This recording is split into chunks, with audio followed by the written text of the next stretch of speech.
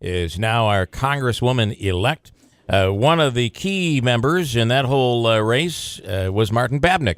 And he started an upstate jobs party and said, no matter what happens, I'm not going away. And he's living up to that promise on the air here this morning. Good morning, Martin. Morning, Bill. Thanks for having me. Your focus was all along. It was all about jobs. And you want to continue with that and try to bring jobs back to upstate New York.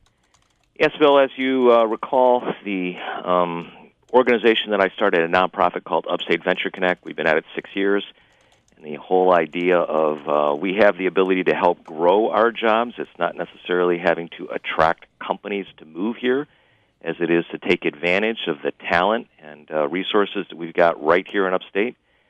So our nonprofit has been focused on that and connecting first-time entrepreneurs with the resources they need in order to start companies and grow jobs in these newer industries. You talk about the fact that that jobs, we could be growing jobs that could result in $500 million in payroll. Yeah, that number is coming out of a report which our nonprofit Upstate Venture Connect commissioned an independent consulting organization called CGR out of Rochester, a well-known firm that does a lot of economic research for including the government as their customers. So this is a well-respected firm. And we asked for their help as we developed a survey instrument with them and then went out and found companies that fit the profile of in the newer industries with a lot of college-educated talent and companies that are growing. Yeah. In many cases, they're developing things people aren't even familiar with yet. And lo and behold, through this process, a total of 115 companies participated in the survey. And those companies represent 3,300 direct jobs. And through the economic analysis done by this consulting firm, they estimate an additional 4,400 jobs in the community, spillover jobs that are created as a result of these companies. So that's a total of 7,700 jobs and about $500 million in payroll. I want to ask you, there's been a lot of talk about the fact that there was such a push on going and getting a college education. And now lately we're saying, boy, where are the people that handle the trades? We have a huge shortage of plumbers out there. When hiring, what are these companies saying? How important is that college education? Well, certainly there is a need for people with skilled trades. That goes without saying. That's separate from this category. These particular companies who are developing new products and new services that are typically being sold to non-local customers. In fact, the survey found that 90% of the surveyed companies are serving a national or global customer base, which is really significant. In a way, it's comparable to the old manufacturing idea of, well, look at if you're stamping out a product that can be sold across a broad geography, this is how you can create jobs. That exists in these newer companies.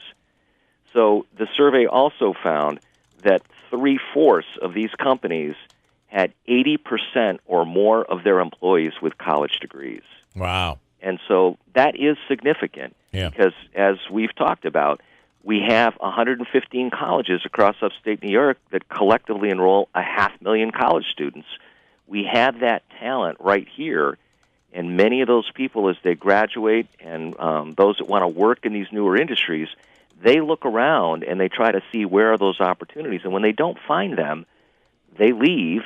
And the people that have an interest in starting companies in these newer industries, they are the ones that could be the potential job creators, and those are the ones we're trying to address. You know, we have a lot of these high-tech companies that are right here, and you would never even know it, right? I mean, they're not tooting their own horn. There's not a lot of publicity about them.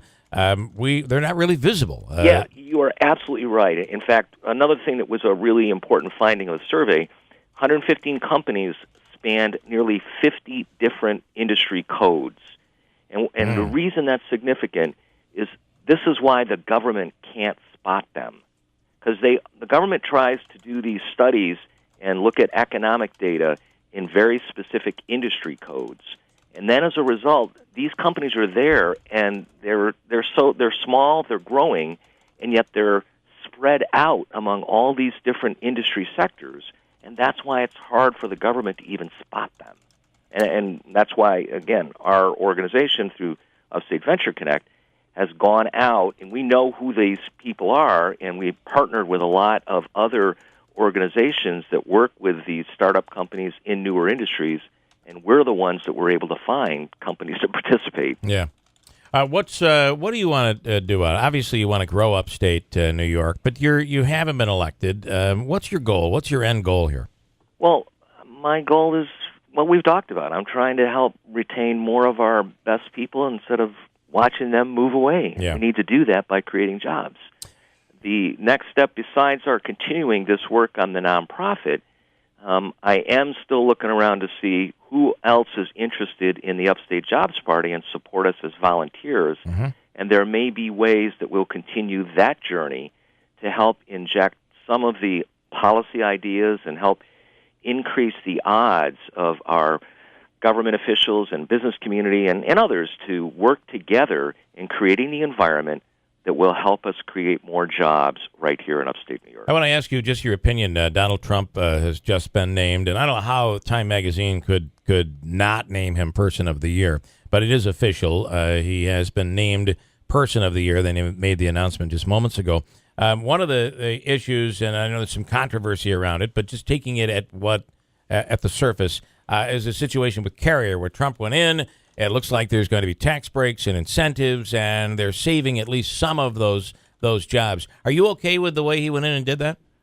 Well, anybody that could increase the number of jobs that stay is a good thing. My understanding is that the incentives that were finally doled out were very similar to what were originally promised. And so, if anything, in this particular situation, the jawboning by the president didn't necessarily mean more dollars were committed, but there was an influence, certainly. And is that a bad thing? I think not. We definitely want to have active leadership that can make a difference. But I am a believer, as we've talked about previously, that it's not government's role to pick winners and losers. That's the important thing. We do want the market to do that. All right, the Upstate Jobs Party, probably not going to go away, Martin. We appreciate your time and the fact that you're still out there trying to push things forward. All right, thanks so much, Bill. Martin Babinec. He could just go away, right? He didn't win. Election day's over. He could just disappear, but he's chosen not to do that. That's positive.